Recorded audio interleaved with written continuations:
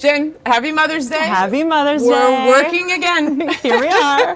It's our day and we're working. Yes. But as a mom, you're constantly juggling career and kids and being present where you are. Yeah. Was that inspiration for this book that you wrote? Oh my gosh, yeah, for sure. And I mean, as you know so well, it is a juggle that I think it just eats at the heart of you because you want so badly to be in two places at once and you can't, and you want to be your best in both places at once. And so I think what started as a really personal journey of me just wanting to share these crazy struggles, because there is a strength in sharing, right?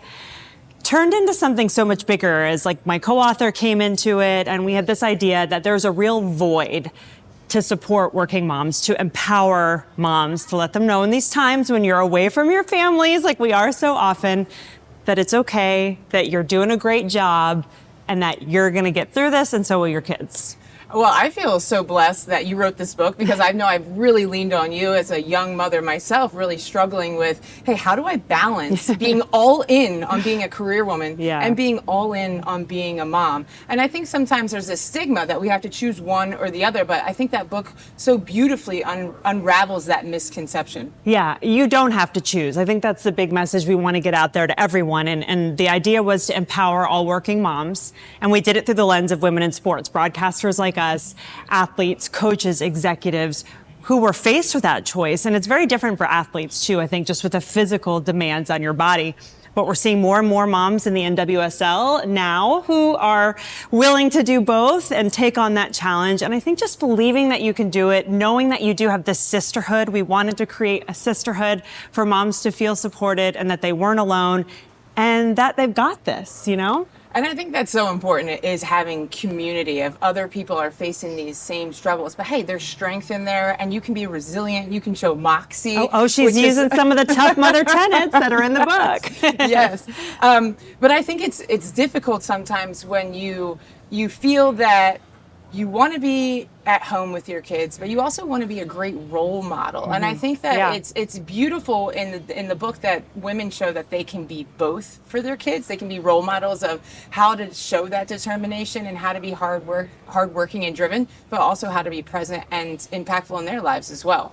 Yeah, I think that Elena Jane Nichols, who's a Paralympic athlete and she is a mom, speaks beautifully about it doesn't have to be either or. It can be and. You can feel like you are really struggling and you can enjoy your job. And that's okay. You can be both of those things. And there are so many different pictures of what motherhood looks like. This is in no way a how-to book because I have no clue how to get it all done. We're all just trying to help one another, right? I second that. And figure it out. This is more a how you too can get it done, encouraging, supporting, using these traits that elite athletes have to possess to get through all of the things that they do that moms bring to the table every day, like learning how to do that juggle. I've never read any book like this before where I felt like, wow, I'm like with the person that's telling these stories. And I feel so inspired reading about Shayna Matthews and Heather Mitz-Feely. But what was the process like for you, and what did you learn through writing this book?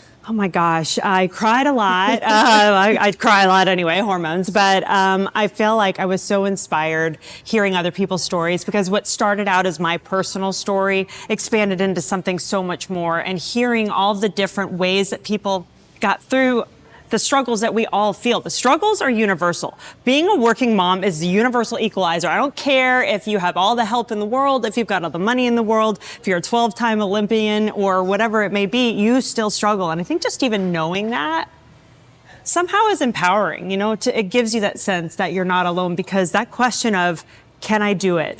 Can I really do this? I know we've asked ourselves that, right? I think sometimes being a parent, we spend so much time trying to role model for our children. We spend so much time disciplining our children and teaching our children.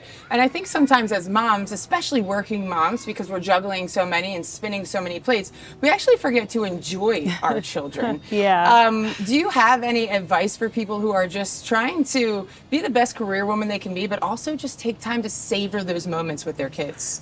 Be present, right? That's, I think, the advice we all feel, we all strive for, and it's really, really hard. But I do think just an awareness of it, what you just said, taking that moment, soaking in those times that you get when you are home and when they give you that big hug, or when, like, we actually have My daughters write in the book.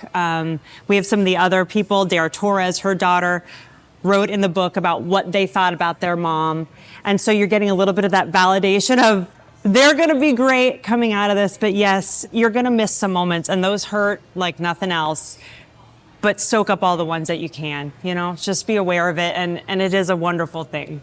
I think we're all here because of the influence of some really significant woman in our life, whether that's our mother or grandmother or aunt, somebody that's had a massive impact in our lives as a senior woman role model. Who's been one of those people for you? Well, there have been a lot of women that I've found throughout this process, but I got to go to number one. And you're going to make me cry. Of course, it's my mom. My mom has always been there for me and sitting in the stands around my sporting events and watching all my games wherever she can find them. And to me, she's the best mom in the world. And so I got to give her a happy Mother's Day, too. Well, I'm sure your kids are also thankful for your mom's influence on you because of the mom that you are today. And thank you so much for influencing all of us as well. And being a mentor for me, especially, and showing myself grace. I think all moms out there are incredible. We're all trying to do the best that we can. We're all trying to be as impactful in our kids' lives as we possibly can. And sometimes we make mistakes, and that's okay. We have to show ourselves so much grace. Yes. But thank you for writing this book, and thank you for creating a community of moms that just, I've been there, I understand, and there's a way to do both. Yeah, absolutely. Thank you.